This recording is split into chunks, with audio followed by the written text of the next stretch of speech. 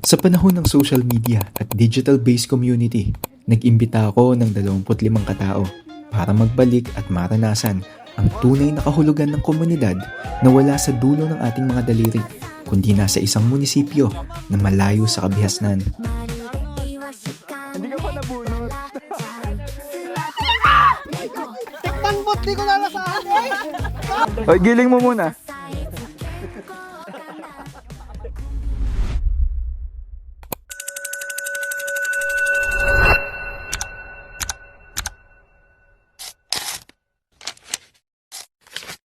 Mahigit 10 oras mula sa Maynila, bagamat ito ang pinakamalaking bayan sa Mountain Province, ang Bauco ay parabang pilit na itinatago ng mga ulap. Isang bayan na may payak na pamumuhay, malayo sa ingay, at tila ba ang bawat sulok nito ay mga ipinintang larawan. Sa madalas kong pamamahagi ng aking mga kwento sa The Living Genes, hindi ko maiwasang isipin na magsama ng mga taong nakakausap ko na sa social media, papunta sa mga aktwal na bundok na naakyat ko na. Sabi gusto yun eh. Sige nga. Gusto nyo ha? Gusto nyo yan? Ito ang kwento namin, isang pagtitipon bilang komunidad at isang selebrasyon ng aming pagkilala sa mga kabundukan at sa inang kalikasan.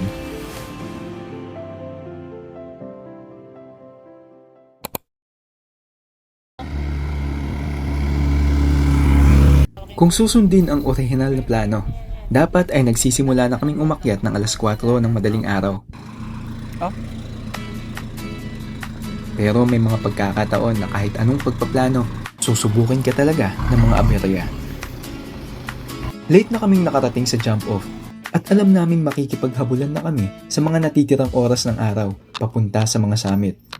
Pero nandun na kami, buo na ang grupo, nakabawi na ng tulog ang lahat at excited na ang bawat isa. Kasama ang 25 tao na mula sa iba't ibang kwento ng buhay at may iba't ibang dahilan kung bakit umakyat ng bundok. Sa ilang sandali pa ay makikilala natin ang kanilang mga istorya na naghihintay lamang maibahagi.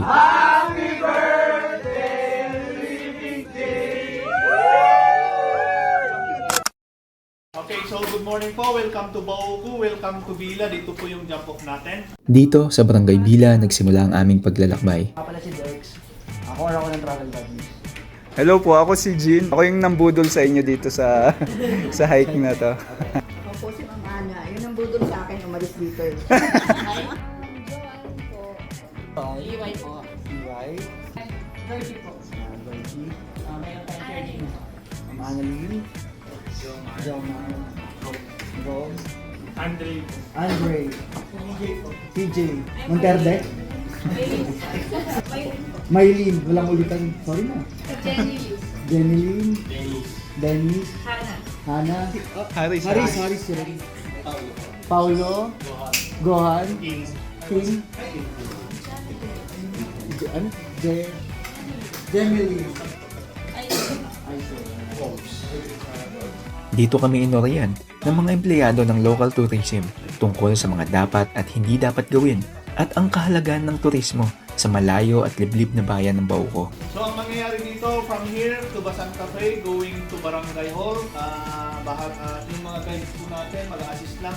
Hindi na po tayo maglalagin doon para at least na lang. At least alam namin kung ilan kayo. So ibo ko yung rota natin kasi nung last week.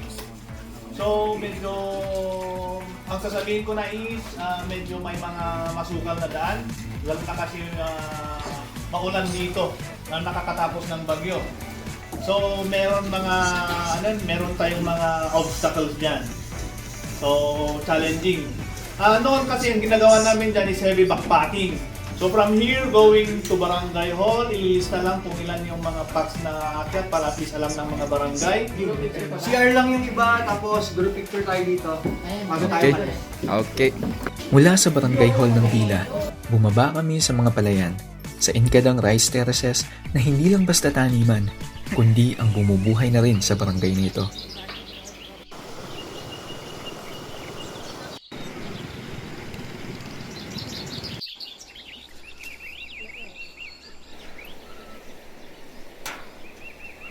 Nasaan yung ano dyan? Tikwan. Ito, sa likod. Tikwan. Tapos yung 2, ito. Sa likod nyo to. Okay. Mula dito, aakyatin namin ang 6 na tuktok ng Bauco palabas sa Barangay Bagnen Oriente kung saan naman naghihintay ang ika-7 tuktok ng bundok ng Polis na siyang bubuo sa Bauco 7 Peaks.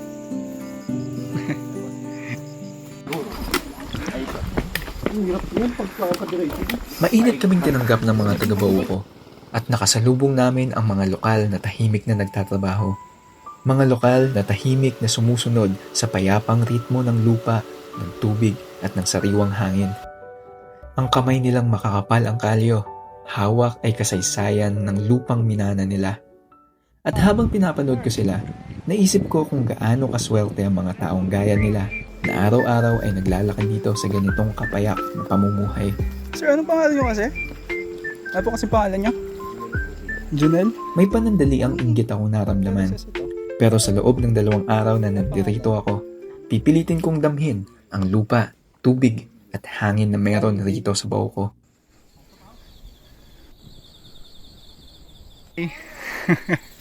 Mga malalakas eh. Kung tutusin, ang una at ikalawang tuktok lang naman ang pinakamahirap akyatin. Nagiinom pa yata. Ang mga sumunod na tuktok ay banayad na lamang. Pero mahabang lakarin pa rin ang kailangan.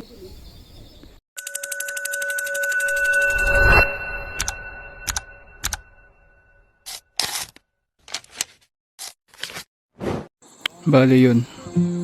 Sa mga bahay na yun, doon kami nanggaling. Layo na. So, total of, ilan na ba? 3.06 kilometers. Ito yung mga kasama ko. Para kaming umakyat sa Akiki. Halos 1 kilometro na rin na ganito yung assault. Ayan. Pick one! Unlock! Ano sila? Woo! Woo!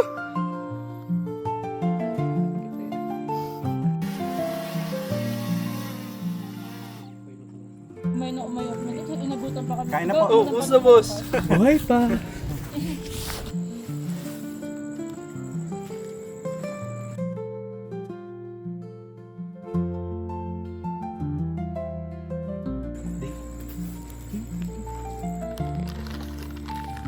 Okay. Pick one. Parang pinagandaan mo to ha. Ayaw mo na magutom kagaya dun sa panguha. Naalala ko kumain din ako pababa na sa nadala ko mani, naghati pa kami ni Kiko. Ang nasa listahan ko yung Borak, Negron, tapos Sapawak. Hindi, explain kami yung... Tapos magtitimbak pa ako, ano na, patayan na. So, tapos pagkatapos ng timbak, magkakautuan pa kami sa Sikapunyan. Ay, hindi na. Pass. May hike no. Ayun na kasing pick 2. Masarap eh. Kaso para makapunta doon, bababa pa kami. O, diba? Ewan ko na lang talaga.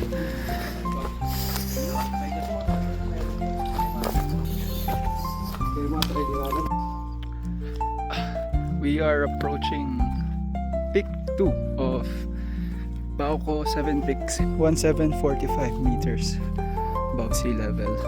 Yung heartbeat ko 161 na. Here we go. Oh. Woo.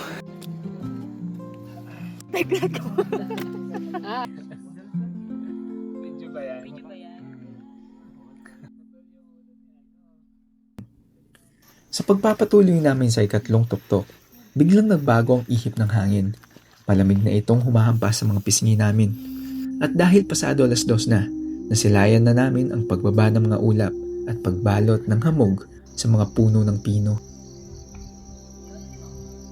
Na parang bang binabati kami ng mga ulap na nagsasabing kami ay hindi mga turista, kundi mga bisita.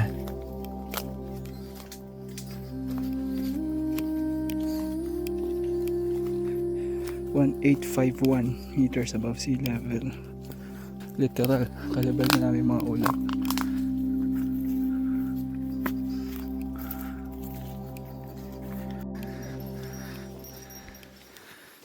Congrats guys! Pick number 3. Hey!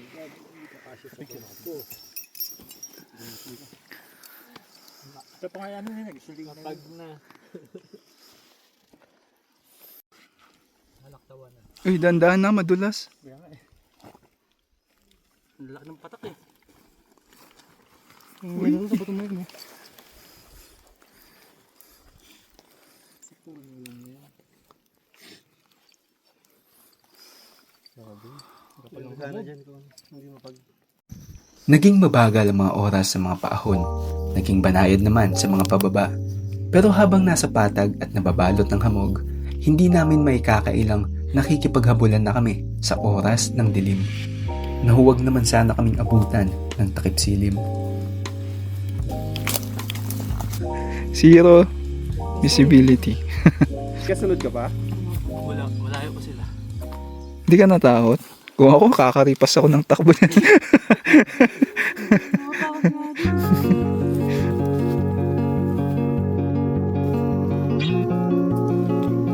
Nyate.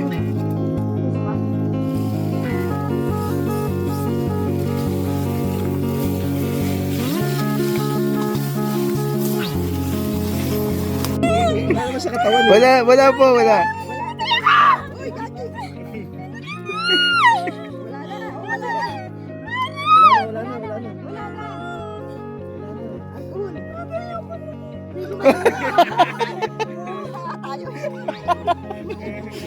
Halika na. Dito yung limatic sa ano natin eh. Nandito lang sa palibot eh. Lagpas alas 5 na nang marating namin ang ika-5 tuktok.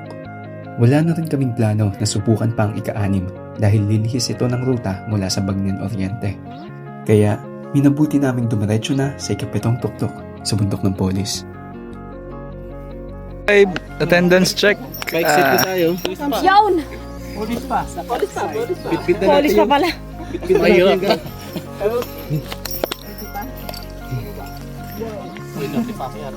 Bababa na po yun, oh. Babang baba na. Meron pa. Wala na. Hindi na maliwanag, hindi na ano, apot. Paggabi na eh. Wala pa nga sila, magpapag natin. Tara na, para makapag-set na tayo. Gagabihin tayo. Para makapag-set na. Sa campsite? Oh, pwede.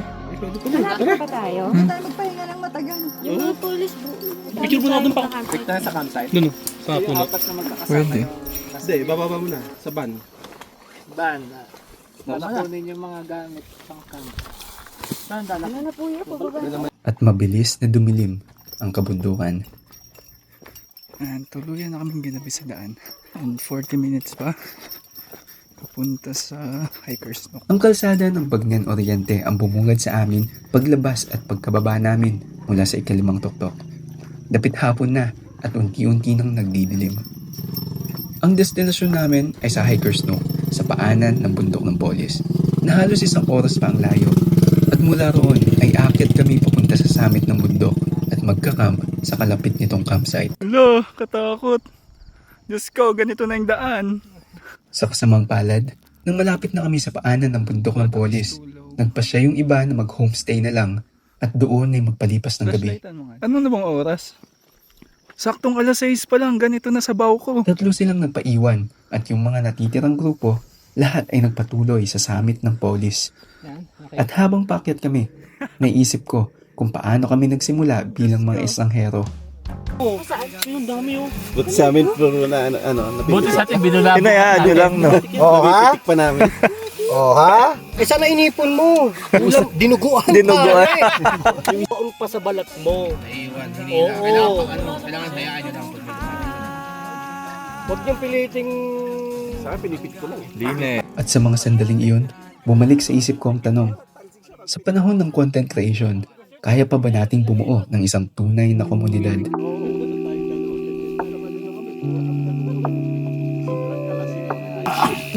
2006 na cookset. Hanggang ngayon, nandito pa.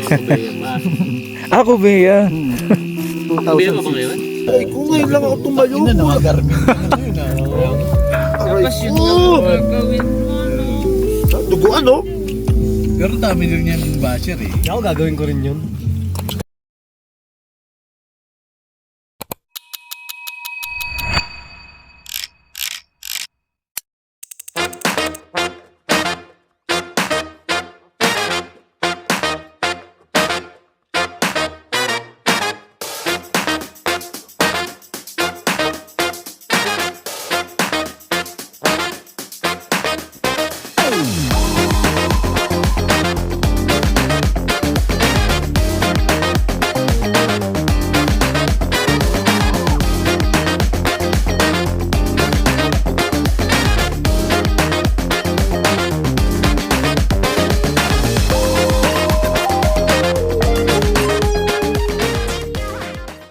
Sa aming pagbaba, mabigat ang aming mga dalahin. Mabigat din ang pakiramdam na nabuo kami bilang isang komunidad at ngayon naman ay uuwi na sa kani-kanilang mga tahanan. Para kaming isang pamilya na pinagtagpo ng mga paang napagod, ng hanging malamig, ng kabundukang pinili kaming tanggapin. Ako si Jean at ito ang Bauko 7 Pins. At kung nagustuhan mo ang mga kwentong kagaya nito, samahan niyo ang kilalanin pa ang iba't ibang bundok sa Pilipinas sa mga susunod ko pang mga ahon. Follow me for more and see you on the next trail.